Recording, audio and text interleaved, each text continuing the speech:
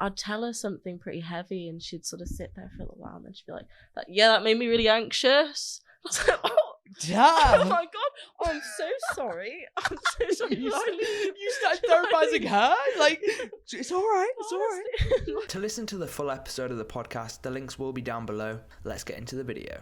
You know, so we are using a lot of the building blocks that are wisdoms that have come from monogamous practice, and just changing them in certain ways. I think, you know, like, it says a lot about the fact that we need to maybe treat them as less like diametrically opposed. It's right. We don't have radically different ways of relating to our partners or partner. We just, you know, it's just treated like we do. I think just for the near distant future, obviously I can't speak for where we'll be in, you know, hundreds of years, but I think it always comes back from the majority of people are in monogamous relationships or thing. So it will always come from the largest voice will be that. So I can kind of see from your perspective how it could be hard to navigate these conversations sometimes. And do you feel as if like you are like constantly having to educate people? Like I talk to other people, you know, queer people, you know, you got transgender people. Like, it does feel with some of them, I get the sentiment that some of them are sick of explaining it. Yeah, like I don't know. I know that that's a lot of people's experience. Some people just hate it. I love it.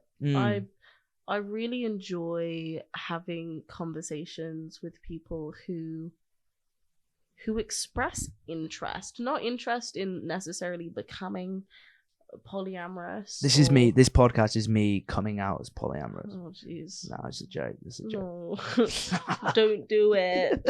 Sorry, she's too good. But like people who are just curious and want to hear about it. I love having that dialogue, because a lot of the times you end up in a position that's really heartening, sort of seeing someone who maybe was a little bit anxious about the ideas that you're presenting, sort of come to terms with them and see how like normal they can be, like how like getting rid of that idea of like radical difference and scary difference. You know what I mean? Yeah. That can be, I think that's really rewarding, honestly. And I think honestly, you know, you said the conversation will always be dominated by monogamy, like for the short, like, oh yeah, sure. But I do think that is changing meaningfully now. Okay. And we live, I mean, I at least live in a little bubble. I'm at university, I'm in a big city, I'm visibly queer, and so certain people probably run away from me as if I'm going to infect them. Visibly queer, and they run with fear. Oh, love that. Putting that on a badge. That wasn't me God, I hope that doesn't get taken out of context. That sounds like some sort of like you know, superhero or something. Like maybe you could be, I'm not like, maybe something, there's something there, I feel like, right? I'm trying to think of a good name for a superhero. Like he saves like all the people who don't want to come out. So there's like all these people in the world who, you know, they're scared of coming out of the closet, and he talks to them before he gives them a pep talk, right? Maybe that's what you could be. Come out, Colin. There you go. I don't know. We need, maybe there needs to be that. Oh shit, that was really bad. Cut it out the podcast. Damn, do you think if I cut out everything that wasn't funny, I wouldn't have a podcast? Okay, yeah. So just deal. Well, sometimes I think you cut out everything that is funny. No. Sorry, yeah. Sometimes you think that is true though. I'm not sometimes aware what's funny. Yeah, it's interesting. No, I really don't mean it. So. Yeah, what were we talking about anyway? Yeah, I think. Wow. Do you have to get off soon? What's your, not get off, like I mean go somewhere soon, because I think those were that was. Katie's like, whoa. Yeah, yeah. Do you yeah? What I'm about to say, those were mainly my questions. I mean, this was being like so insightful. I mean, is there, what were we talking about before? I think a good way to round this off. Sorry, you just scared me. No, you frazzle me because you've like made me go third person because you've like gone just blown up. Yeah, you've gone. Oh, you're actually unintentionally funny, and now my ego is just massive. So. Sorry, what? Well, no, because she was saying he's processing. Let him process. Yeah, can you let me process? No, I was saying that she was saying how sometimes I'm unintentionally funny, and I was going like sometimes what I think's funny and what I'm gonna say is funny. People like laugh at the other part of it, which I don't think's funny. Yeah. I think one person said that sometimes I dig holes like in my own explanation, and that's what they find funny. Sorry, which is right now. Which is right now. The hate comments that keep you up. Yeah, the hate comments are great as well. Yeah, they're fucking hilarious. They are hilarious.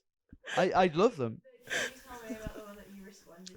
Oh yeah. So I don't know if you know Tommy Fury, Tommy from KSI. 2 influencers are boxing, and I go, oh, I think this one professional boxer will beat this amateur boxer. You know, he's only been boxing for a year, and the guy in the comment goes, the amateur boxer could knock you out. And then I just go, yes, he definitely would. Yeah. The only comment I've ever responded facts, to. The only comment I've ever responded to. Fair facts. And I stopped that conversation. There you go, Jimmy. Don't fucking comment again, buddy, or you'll get shut down. Okay? Nice. There you go. But have you blocked anyone? Do you block people? No, I don't block anyone. How do you cope with the hate? I just let it go. I sometimes read them for funnies, but I don't think you should block it. I like them. Yeah, I think TikTok. A lot of them are very unoriginal. Yeah. I'm looking for some really creative hate. Oh, there's some good ones for sure. But few and far between. Them? I think I'm gonna create. Is there like a vault in your brain where they all live? They're compiled in a sense. I should do like a video on it, like just a whole hate.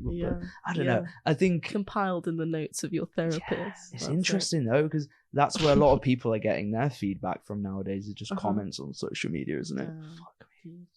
Deep, man. It's deep shit. Do you think I've sometimes thought therapy? Like, have you ever needed therapy? Yeah, I've been to therapy. Damn, how was that for you? I thought great. sometimes I loved my therapist. Yeah, it was like a big old goss sesh. Oh, really? It was and did he/she give you goss? No, but it was like she practiced this form of counselling called Jasalt. I think counselling Jasalt maybe. Wow. I could be saying that wrong. It's all embedded in the theory of like you need to create like a reciprocal relationship with the person you're counseling. So it's not true therapy, like counseling. So it's kind of, was it like cheaper therapy because she was like doing? Well, it's free. Oh damn! Yeah, so maybe she wasn't even a real charity. Damn. Sorry, I like choked on that. But yeah, so it sounds like she was practicing some new form of that. Damn. Well, no, actually, it's the predominant mode of counselling in mainland Europe, which tends to do things a bit better, some would argue.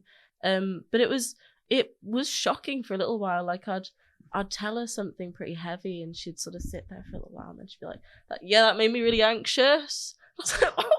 Damn. Oh my god! I'm so sorry. I'm so sorry. You started therapizing her? Like, it's all right. It's all right. I understand how you feel because that made me really anxious too. But in the end, it actually did create like an environment that was a lot more conducive to sort of sharing.